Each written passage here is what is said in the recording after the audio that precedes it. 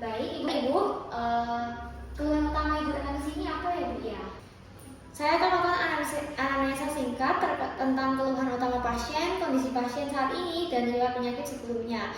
Selanjutnya saya akan memberikan penjelasan. Baik Ibu, pada hari ini saya akan melakukan pemeriksaan JVP ya Bu ya, di mana tujuan pemeriksaan ini itu untuk memeriksa apakah ada pelebaran pembuluh darah vena pada bagian leher Ibu khususnya. Yang dimana pada pemeriksaan ini saya nanti akan meletakkan penggaris, meminta Ibu untuk berbaring terlebih dahulu, dan saya akan meletakkan penggaris pada daerah sekitar dada dan juga leher Ibu untuk mengukur apakah ada peningkatan dari tekanan vena jugularis Ibu. Apakah Ibu bersedia?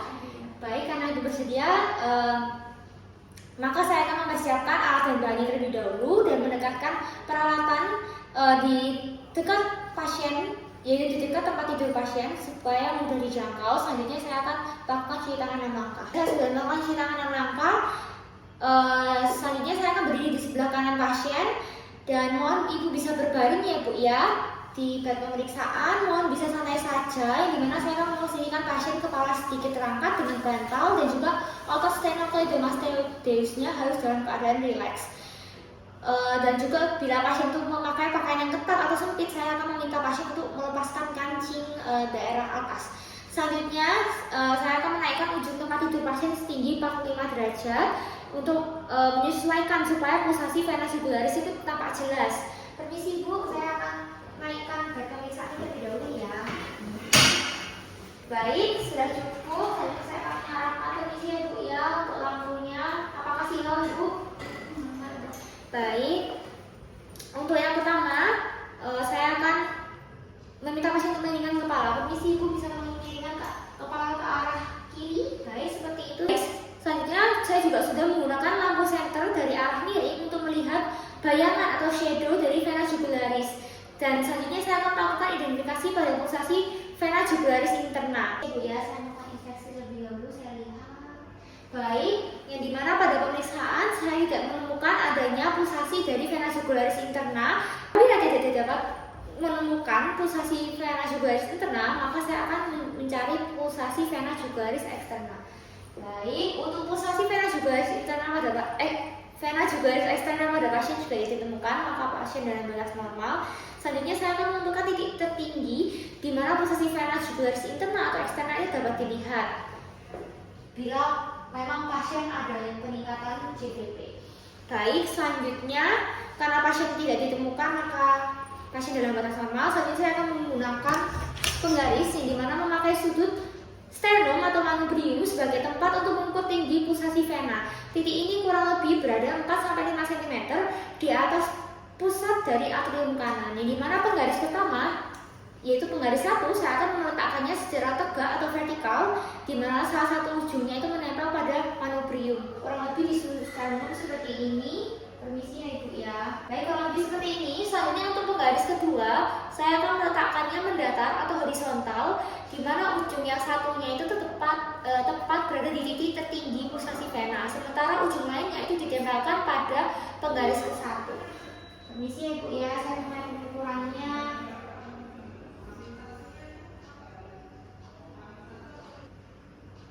Baik, kurang lebih seperti itu. Yang dimana setelah saya mengukur jarak vertikal atau tinggi antara manubrium dan titik tertinggi dari pulsasi venanya itu, pasien dalam batas normal. Yang dimana cara mengukurnya ini, setelah diukur jarak vertikal tinggi antara manubrium dan titik tertinggi itu akan ditambah dengan 5 cm.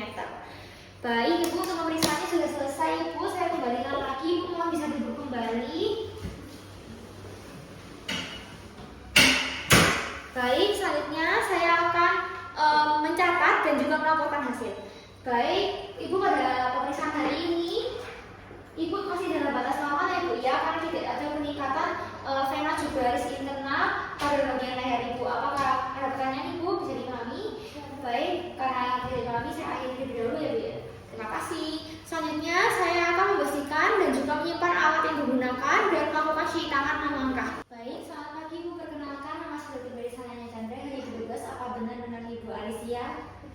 Baik, pada hari ini saya akan melakukan pemeriksaan varises ya Ibu ya, untuk memeriksa apakah pada bagian tungkai bawah Ibu itu ada pelebaran pembuluh darah vena sehingga bisa menghasilkan warna ungu abu-abuan gitu Ibu. Apakah bisa dipahami Ibu? di mana pada pemeriksaan ini saya akan melihat bagian tungkai bawah ibu dan juga memegang area bawah ibu yang terutama ada di kaki. Apakah ibu bersedia? Baiklah ibu bersedia. Saya akan melakukan cuci tangan dan mata terlebih dahulu ya Bu. Yang pertama saya akan melakukan inspeksi pada tungkai bawah pasien dengan menggunakan penyinaran yang cukup dari arah belakang pasien. Permisi Ibu, mohon tungkainya bisa agak dikelatan seperti ini. Baik, kemudian ya seperti ini saya akan melihat dari belakang agak luas seperti ini ya Ibu ya. Baik, untuk sisi satunya juga permisi Ibu, mohon bisa dilakukan hal yang sama. Dan saya akan inspeksi dari posterior. Baik, untuk hasil inspeksinya tidak didapatkan adanya pelebaran. Untuk sementara ini tidak ditemukan adanya varises. Selanjutnya saya juga sudah memperhatikan pada kelainan kulit juga tidak ditemukan adanya telangiektasis, dermatitis, edema, perdarahan dan juga ulkus. Saya akan melakukan inspeksi dan saya akan memperhatikan vena yang mengalami varises pada tungkai bawah, apakah vena superficial utama atau cabangnya, yang dimana biasanya pada vena yang superficial itu tampak jelas melebar dan berkelok-kelok dan juga warnanya cenderung kebiruan. Varises vena tungkai bawah pada cabang vena superficial juga biasanya lebih berkelok-kelok dibanding vena superficial utamanya. Baik, permisi Bu, saya inspeksi terlebih dahulu ya. Baik, bisa agak keluar lagi Bu. Ini juga baik, ditemukan normal karena tidak ditemukan adanya pelebaran vena pada tungkai bawah pasien. Selanjutnya saya akan lakukan palpasi yang dimana saya akan meraba daerah vena yang berkelok-kelok dan juga melakukan penilaian ketegangan varises pada tungkai bawah pasien dan juga menilai besarnya pelebaran vena.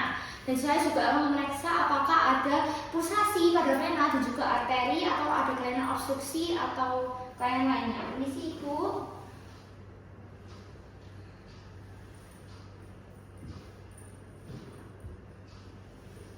Permisi satunya Ibu ya. Baik, karena tidak ditemukan adanya pelebaran vena, maka saya tidak dapat menganalisis atau memeriksa apakah ada pelebaran atau tidak, karena memang pada pasien ini normal, tidak ada ditemukan adanya pelebaran maupun pulsasi vena pada tungkai bawah pasien. Selanjutnya saya akan melakukan perkusi, yang dimana saya akan melakukan ini pada vena-vena yang melebar. Perkusi dilakukan di vena bagian distal, lalu juga meraba vena di bagian proksimal apakah ada terasa aliran atau gelombang-gelombang. Baik, isi ya Ibu ya.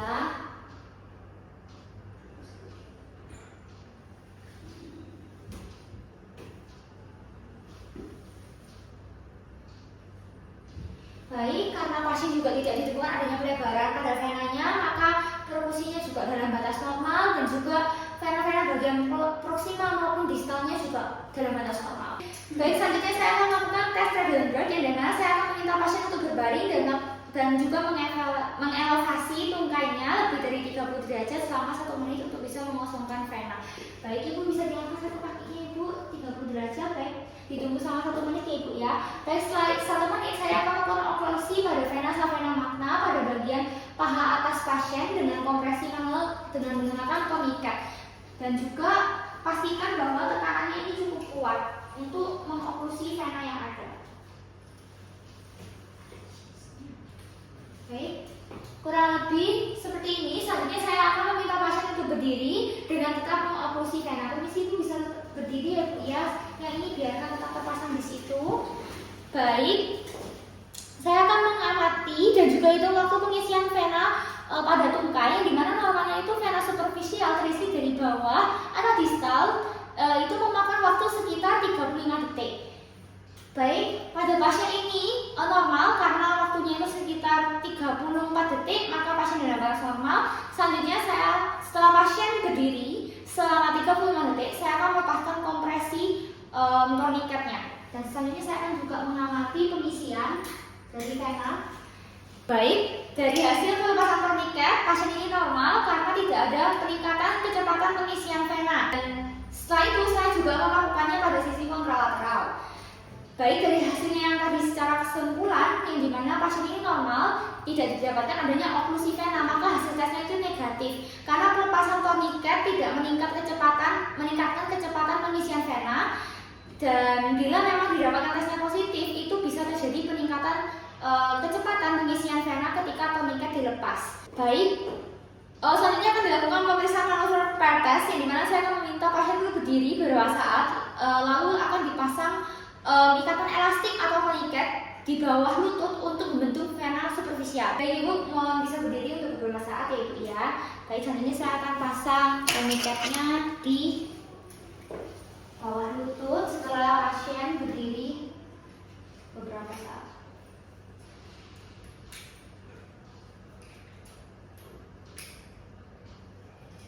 Baik, sudah saya pasang. Selanjutnya saya akan meminta pasien, permisi Ibu bisa jinjit sebanyak 10 kali Ibu seperti ini untuk mengontraksikan otot betisnya supaya darah itu bisa dipompa ke atas. Baik Ibu, seperti itu 10 kali.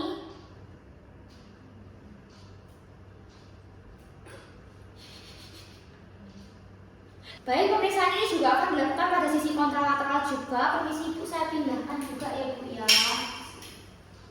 Baik, dari pemeriksaan ini adalah yang dimana pada pasien ini venanya itu yang terletak di distal itu kempis atau kosong, yang berarti bahwa katup-katup vena perforantes dan juga vena profundanya itu berfungsi dengan baik dan tidak didapatkan adanya sumbatan. Sebaliknya, ketika vena superficial itu bertambah lebar, katup itu mengalami kegagalan atau ada sumbatan pada vena profunda.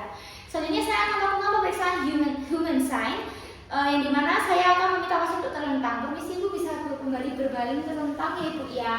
Baik, selanjutnya saya akan memposisikan pasien untuk bisa melakukan dorsofleksi dan juga ditekuk terlebih dahulu Ibu. Bisa ditekuk, diangkat seperti ini. Selanjutnya saya akan mendorsofleksikan telapak kaki pasien. Baik, untuk sisi satunya juga, permisi Ibu. Baik, sudah cukup, bisa diulang kembali. Pada pemeriksaannya ini, pasiennya itu normal karena tidak didapatkan adanya nyeri ketika saya melakukan dorsofleksi pada bengkak bawah pasien.